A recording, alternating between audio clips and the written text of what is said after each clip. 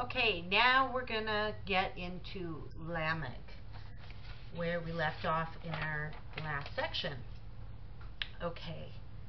So anyway, I had to check on something because I'm redoing this particular section, and it ends up there was something to it, just something I stumbled on. But anyway, there was something before we get into Lamech. Well, no, let's get into Lamech, and then when we get to that part, then I'll tell you. It's kind of funny. But anyway, it says, "And Lamech said unto his wives Adah and Zillah, Hear my voice, ye wives of Lamech. Hearken unto my speech, for I have slain a man to my wounding, and a young man to my hurt."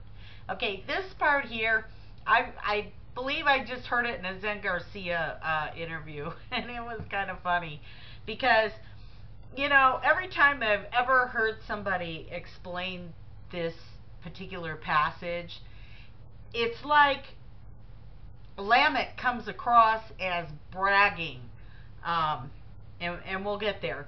He says, "If Cain shall be avenged sevenfold, truly Lamech 70 and sevenfold." Okay, so Lamech, it almost looks like he's bragging because he says that he has slain a man to his wounding and a young man to his hurt. And we know that he killed Cain.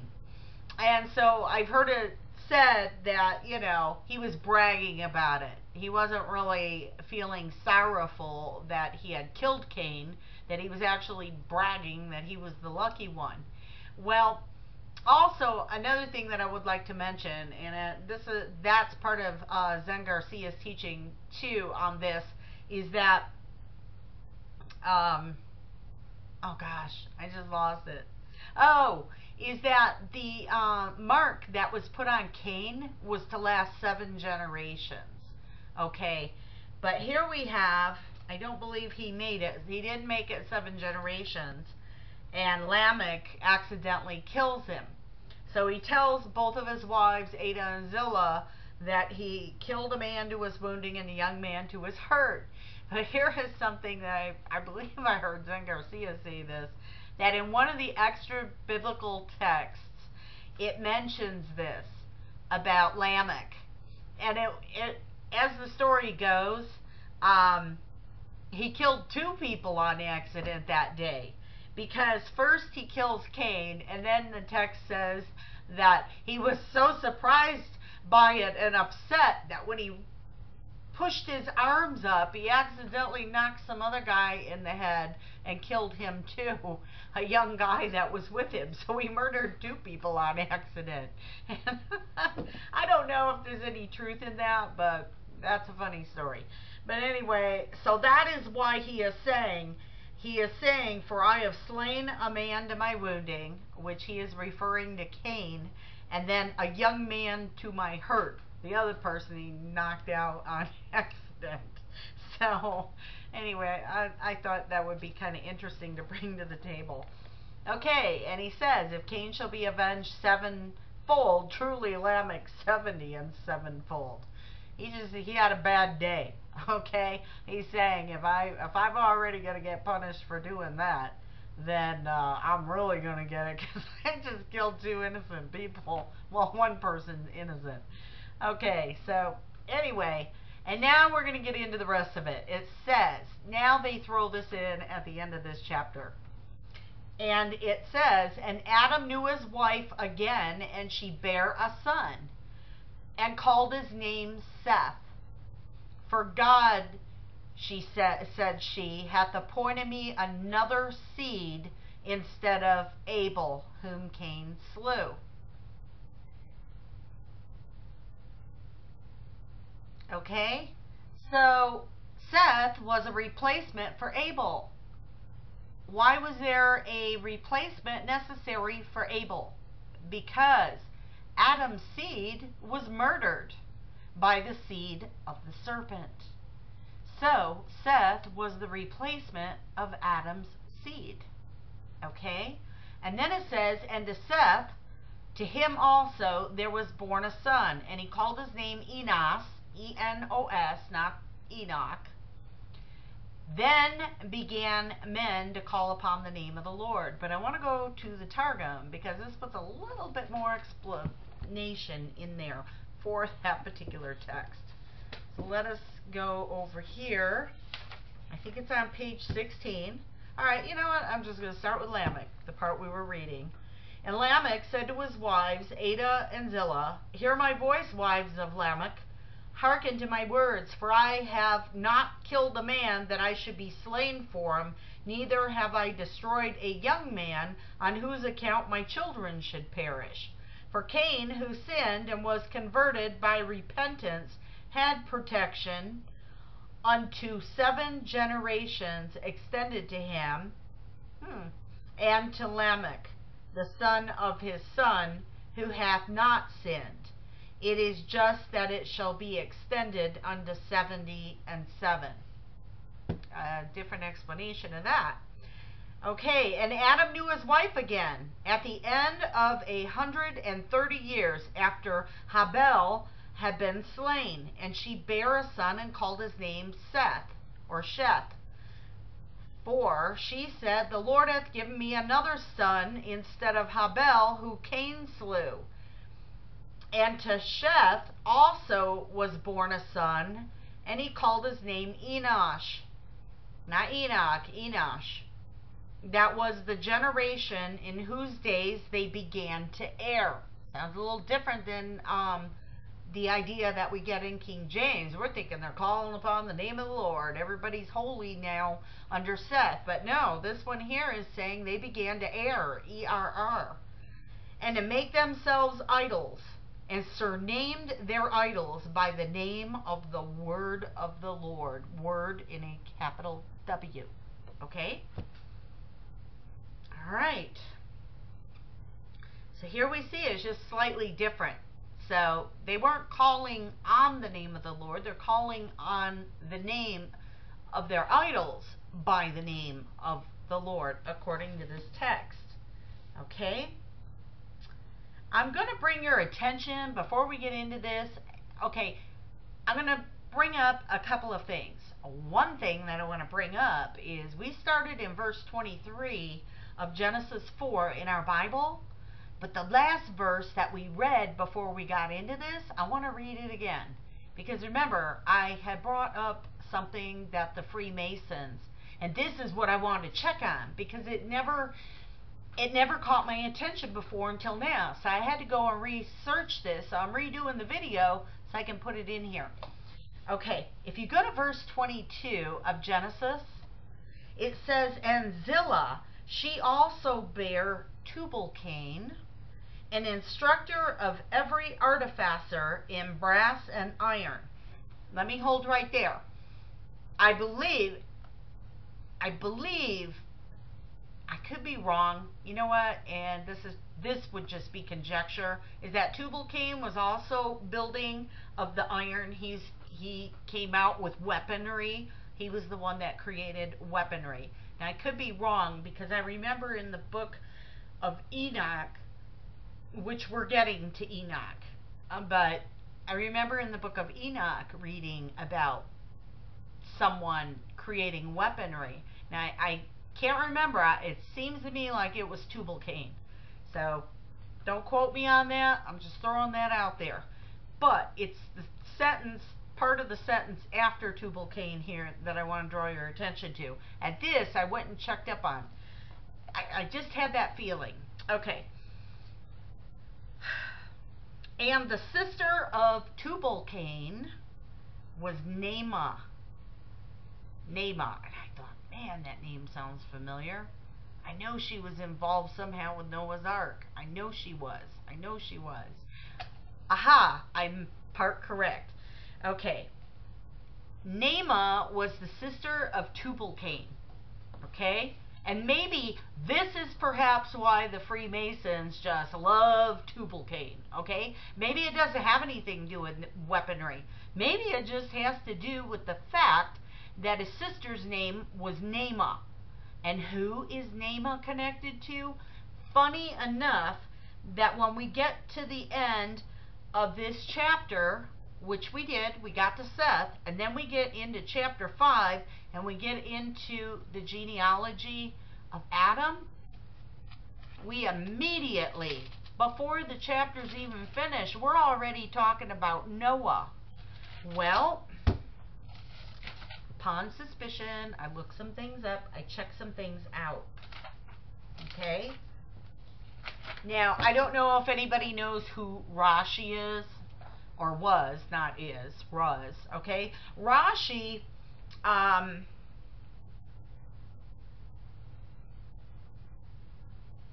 Rashi was a Torah commentator, okay? In fact, if you've seen his commentary on Torah, you know, the Torah in your Bible is about this thick, but the commentary by Rashi on the Torah is like this thick, okay?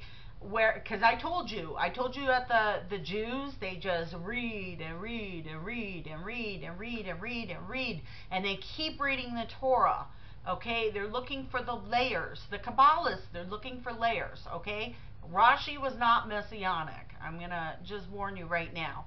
But I've been involved in Torah study groups where Rashi's name just comes up. It's just constant. Everybody always refers to Rashi's commentary. Anyway, Rashi lived in France. And he lived from 1040 to 1105 AD. Okay, so he lived like a long, long time ago. Okay? And anyway, Rashi's just a well-known Torah commentator, like I said. But here's the thing, and this is what he wrote in his commentary. And I made this connection. I'm like, I know this, I know this.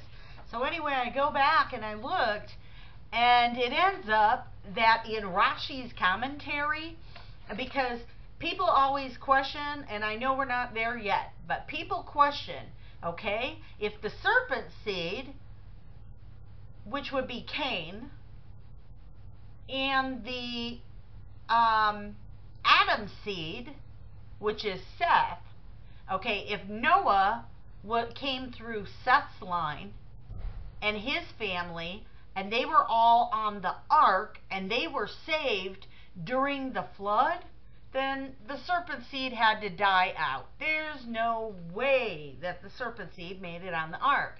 I've been knowing for very, very long time, well, since '08, I've been knowing pretty much about the serpent seed. I perhaps didn't understand it quite the way I understand it now, because at least up until Jesus' time, when Jesus was born into this world, the two seeds did not mix or commingle, or they weren't supposed to commingle. But Jesus, the reason why all the genealogy is listed, all the generations going up to the Messiah being born are listed. The real thing is they're showing you he did not come from the serpent seed. He came from the seed of man, Adam. Okay?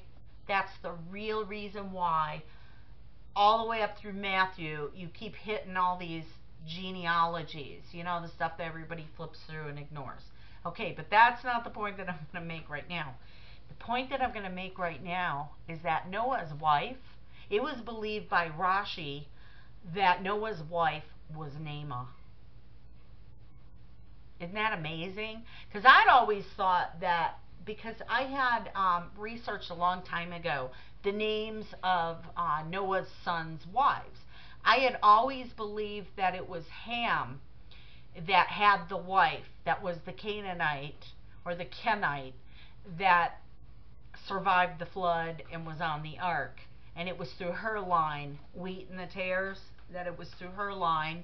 And Ham, because he was the one, well, we haven't even got that far yet, but he was the one that was cursed by his father after they had gotten off the ark after an incident. And so I always thought that it had to do with Ham and his wife. But it ends up, nobody really knows. The book of Jasher mentions a whole different name for Noah's wife. But then I think that there is, in the book of there's other commentaries that have other names for Noah's wife. But Rashi, which most people are familiar with who Rashi is. Rashi believed that the wife of Noah was Namaah. How he got to that conclusion, I don't know. But when I saw that Namaah was Tubal-Cain's sister, that would make sense to me. Of course, this is only conjecture, but that would make sense to me as to why Namaah would have been the seed on that ark that was seed of the serpent, because they came from the line of Cain. Isn't that crazy? So, anyway, but I'm getting ahead of myself. I just wanted to throw that out there because I don't want to forget to bring that up. So, anyway,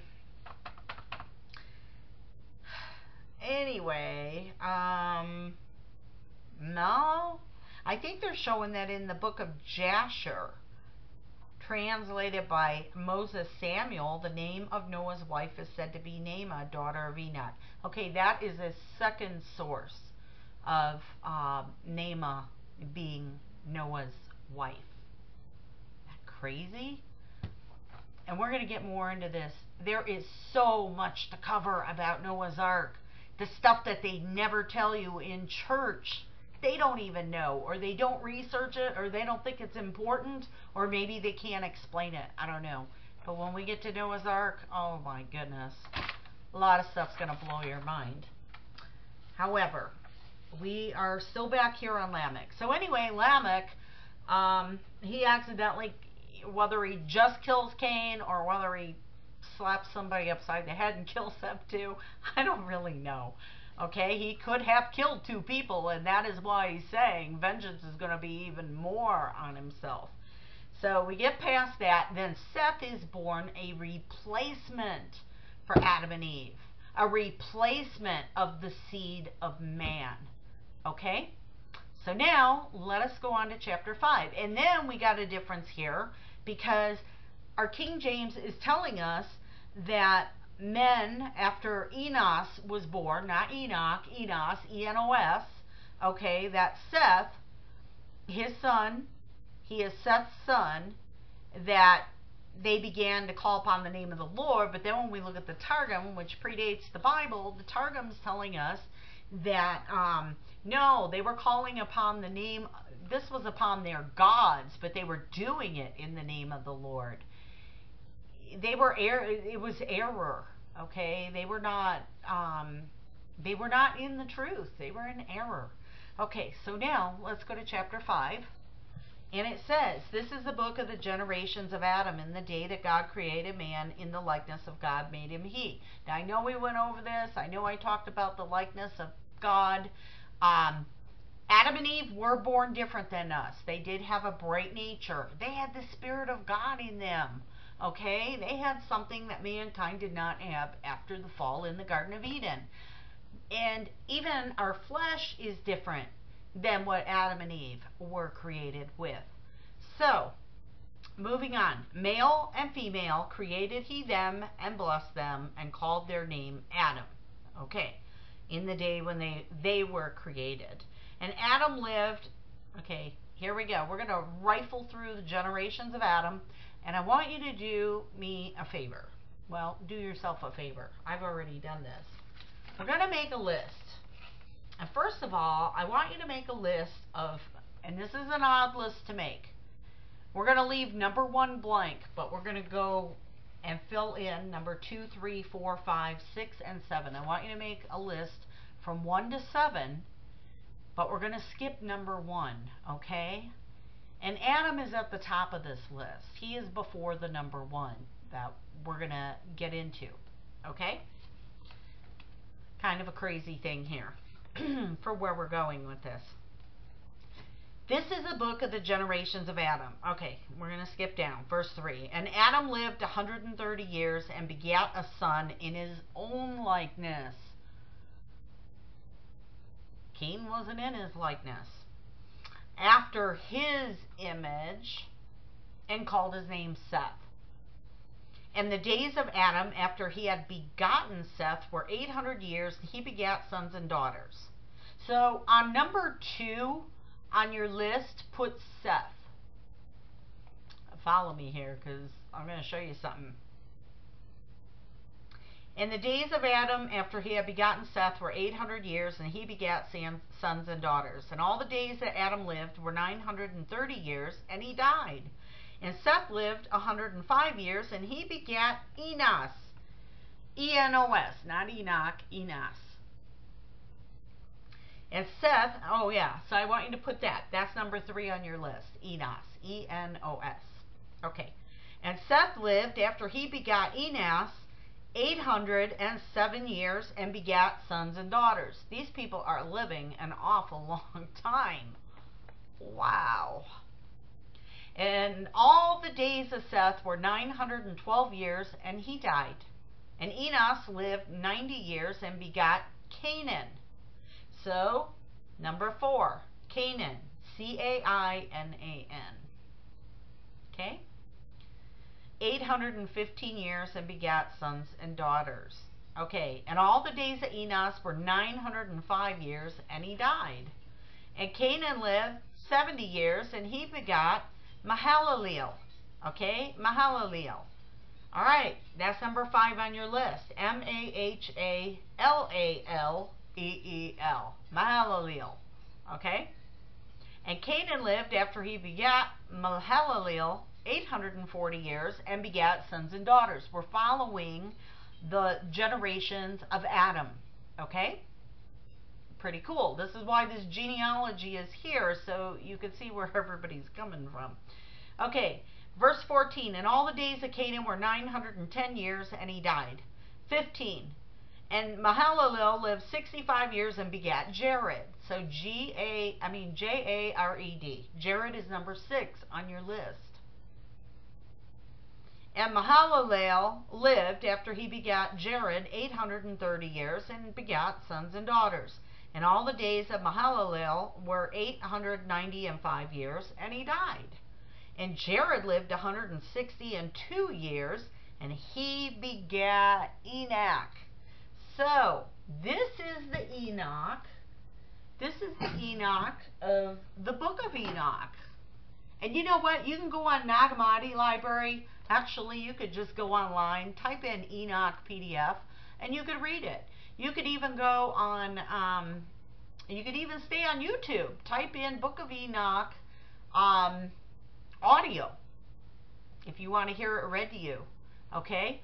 This has a lot to do with Noah's Ark. The time of Noah's Ark, it names names of angels, some you never heard of before, and the importance of Enoch going before the Lord on behalf of these angels that did a dastardly deed that we're getting to coming up. Anyway, this is Enoch. Now, I want to stop there. Well, I'm going to read this real quick. Let's just finish off with 19, and we're just going to finish off with Enoch, and then we're going to go back to our list. Okay. And Jared lived after he begat Enoch 800 years and begat sons and daughters. And all the days of Jared were 962 years, and he died. Verse 21. And Enoch lived 65 years and begat Methuselah. And Enoch walked with God after he begat Methuselah 300 years and begat sons and daughters. Did you know that? Methuselah was Enoch's son. And all the days of Enoch were 365 years, and Enoch walked with God. We're talking very strong walk with God. Very strong. You know, God had to be his all in all. And he was not, for God took him. He never even died a regular death. Like the rest of us, he never just died. God just took him. He was ready. Obviously, not living in the flesh. Obviously, so full of God that God took him. Amazing. Now, I want to take you over to another verse, or another chapter, just for a minute. I want to go to the book of Jude. And we're going to come back to the book of Jude when we get into the story of Noah. Now, the book of Jude is just before Revelation. Second from the last book, and there's only one chapter. Okay? And when we get to Jude, we're going to go, let me see, I think we go down to verse 14. Yes, we do. I'm going to read something. Now, people who like to disprove the Bible and say, oh, the Bible, it makes mistakes, it contradicts itself, and all of that. These people just love this verse, okay? They love it because they try to disprove it, and they think that they're very easily disproving it, as you're going to see. Okay, verse 14. And Enoch also, same Enoch, the seventh from Adam, prophesied of these, saying, Behold, the Lord cometh with 10,000s of his saints. Okay, did you know that he wrote a lot of books, but the book of Enoch was part of our original canon in 1611. We had the book of Enoch in there. Okay? It was taken out of our Bible. Nobody wanted you to read that book, and that's probably one of the most important missing books because it really sheds light on what was really going on at the time of Noah. Okay? But looking at this, the part that they like to pick apart. Okay, well, the second half of what we read, when you read the book of Enoch, he really does say that. In the book of Enoch, it says, Behold, the Lord cometh with 10,000s of his saints. Talking about end times. Okay, if you like end times, you'll like Enoch. That's your go-to book. And you can get them anywhere. I mean, I think I got mine on either eBay or Amazon. So, Book of Enoch, real easy read, small, packed with information. Oh my gosh. It's cat feeding time at my house. That's my husband in the background ringing the bell. They come from all over because it's time to eat dinner. Okay, now the first part of this verse, verse 14. And Enoch also, the seventh from Adam, prophesied of these, saying, was he the seventh from Adam? This is what they like to argue. Alright, let's look at our list.